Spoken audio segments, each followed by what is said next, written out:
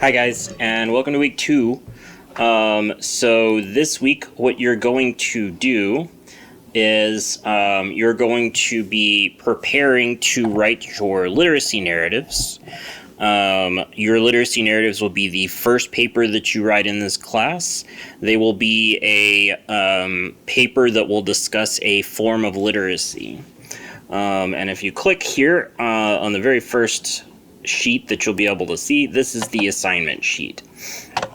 It has all of the instructions, it has an instructional video here, and it has 2 samples that you can look at. So the instructional video will go over the parameters of the paper. Basically, it is a 500 to 750 word essay that will not have any sources or anything, and it will just be about your experience with a form of literacy. That could be speaking, listening, writing, reading, or it could be a skill that you had to learn, like playing football or driving a car, or fixing cars, or working at a job, or something like that. A skill that you had to be able to apply in different ways is a form of literacy. So read over that. First of all, make sure that you watch this video because old David will do a better job of explaining. And then down here, we have your brainstorming discussion for this week. So this week, what you will be brainstorming is different possible subjects for your literacy narratives. So there are 4 different topics here, and I'm asking you by Wednesday at midnight, Wednesday at midnight, write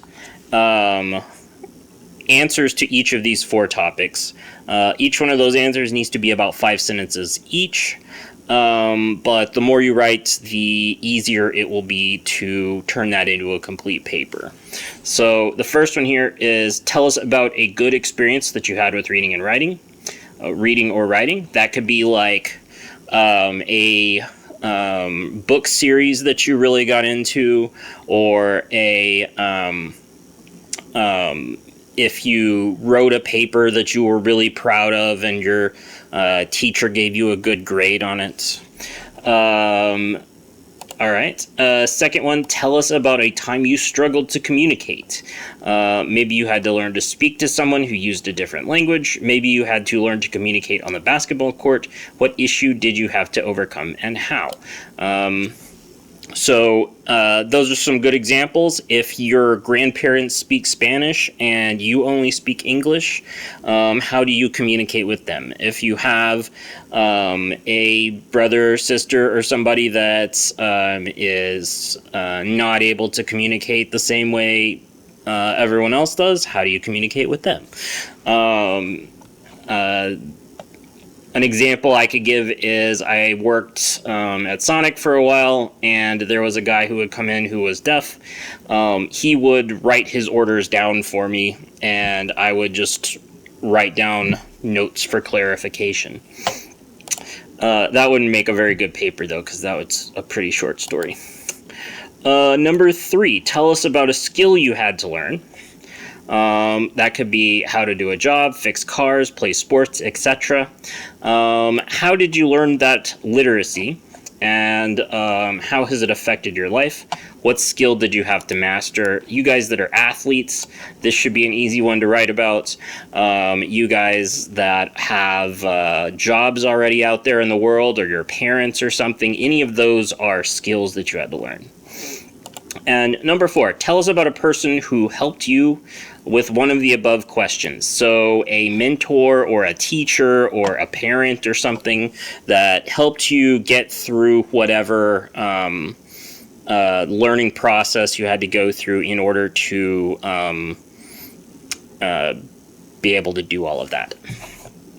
All right, so 5 sentences each, shouldn't be too hard. Then let's move on to the grammar test. So I have here, first of all, these are due on Thursday.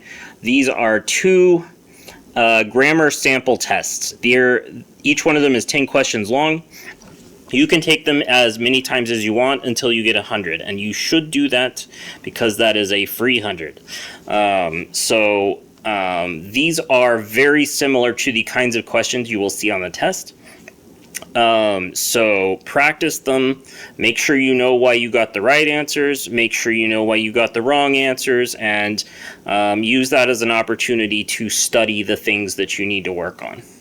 The next one here, this is boot camp review and answers. I'm not going to grade this. This is not an assignment, but if you feel like you need some extra help, these are 2 worksheets that you can fill out, and I've included the answers down here. So fill these out if you feel like you need more help. You can just fill out the parts you need help on, and then check your work by checking these answers. Finally, this one is due... That would be Friday. And this is the Grammar Bootcamp post-test. So this will be the test over all of the grammar that you've studied so far.